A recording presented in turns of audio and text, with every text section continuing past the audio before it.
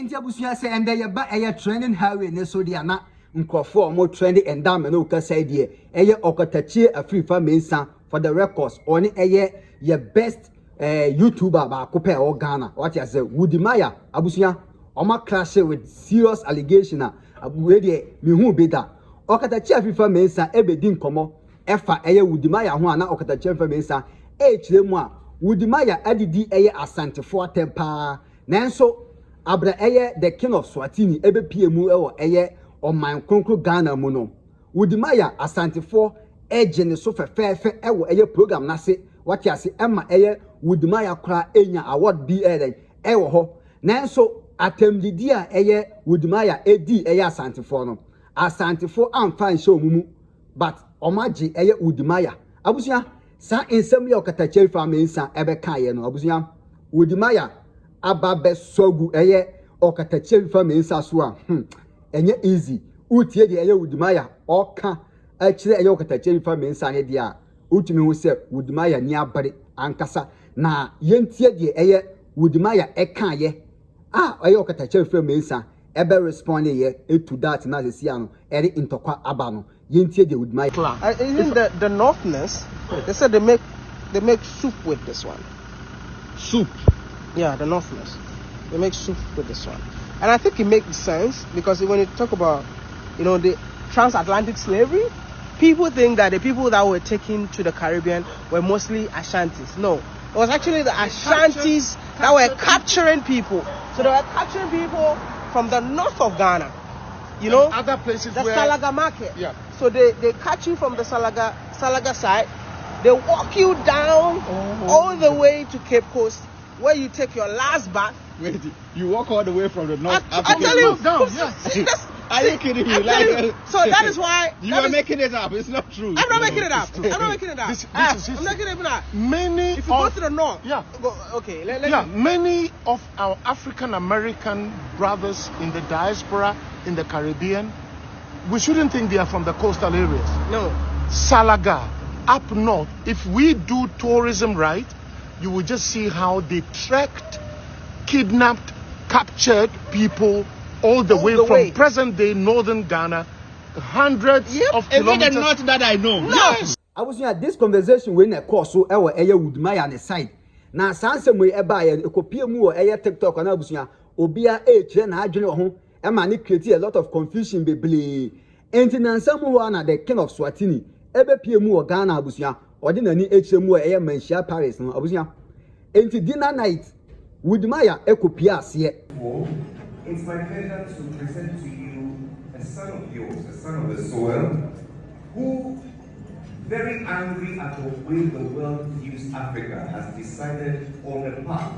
to tell the true story of Africa, the most often neglected part, the path of progress and of great peace. Ladies and gentlemen, you know him, you love him, and certainly can't do without him. Wudimaya is in the building. Please, a round of applause for the anointed boy. When Donald Trump took a swipe at Lesotho, it was this young man who told a very compelling narrative about Lesotho. Ladies and gentlemen, thanks to his brilliance and his efforts, today that video in less than 4 months has come near about 1.5 billion views. A round of applause for Wudimaya. And such is the talent of Wudimaya right here in Ghana, telling the African story. And such is Wudimaya is the talent right here in Ghana, telling the African story. Oh, and eye Okatakyie Afrifa mensa ebe kire mu se de eye Wudimaya edidi asantefo atem no wo hu se okopie mu wo eye manhia no obia anye ne hwe eno ene kire se asantefo edonipa because Wudimaya nsem a okan ye Okatakyie Afrifa na eka sa asem no Wudimaya nsem a okan ye ene se de okopie mu wo eye dinner night ase na otumfo ene ne man eje eye Wudimaya fefefe so no abusia so no yate se nkrofo ye santehene no waye sei na santehene no waye sei anu ohene bi ba no the plane ba ye na santehene no ni plane ye rade eti ne ye besa mamamfo na suade monarchical system and a constitutional rule the difference between that so constitutional rule no kura ne de be ya monarchical constitutional rule no kura ne de dey and ye wo constitutional monarchy eno kura ye de benya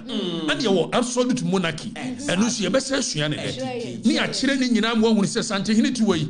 na ne man no Santehene na da ne man de da na asumdue nti anu ye no se ma me fa meka ho na de mo ye nyina ye nka ho ene wodi maya wodi di asantefo atem yesi on said ne wakoy obi anya ne hwe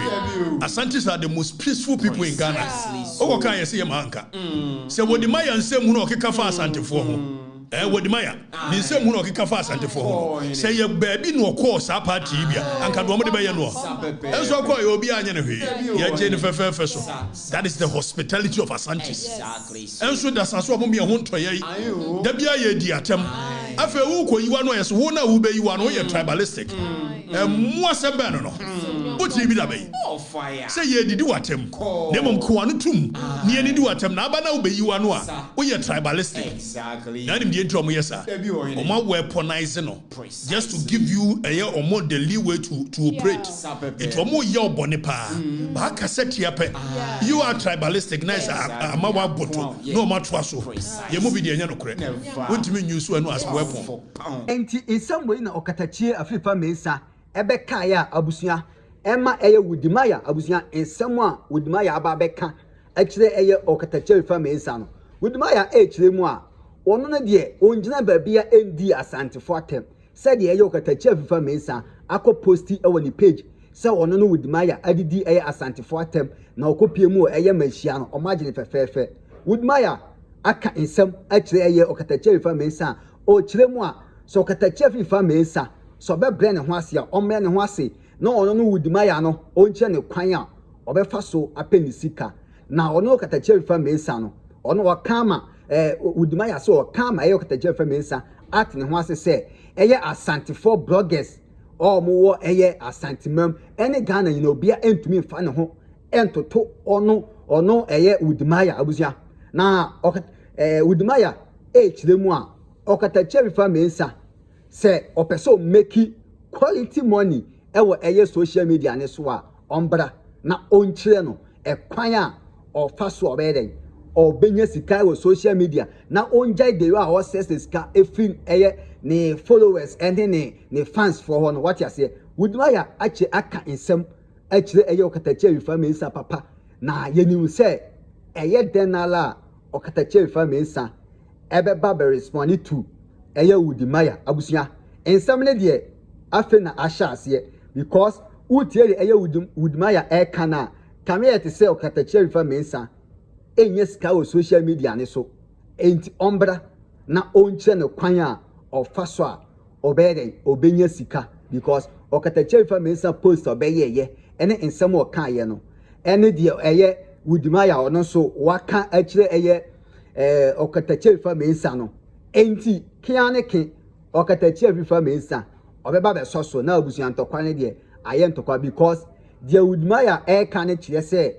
Okatakyie Afrifa mensa entumi mfa ne ho compare eye ono no Wudimaya because ono ye king of social media king of YouTube because nsia de Ghana de Wudimaya nete so enzo Okatakyie Afrifa mensa embra ne ho ase ema ono eye Wudimaya enche ne kwan a obe make money kase money ewo eye social media ne so na onja tribal ways na all can what you say abusia Wudimaya aka ensem eha na mede obesi message say ani mu obe subscribe to your channel no send update bia nso etoma onsa ebeka bi na wa share ato other platforms so ede amaye said ya foforo enso ewenya bi atie ketewo se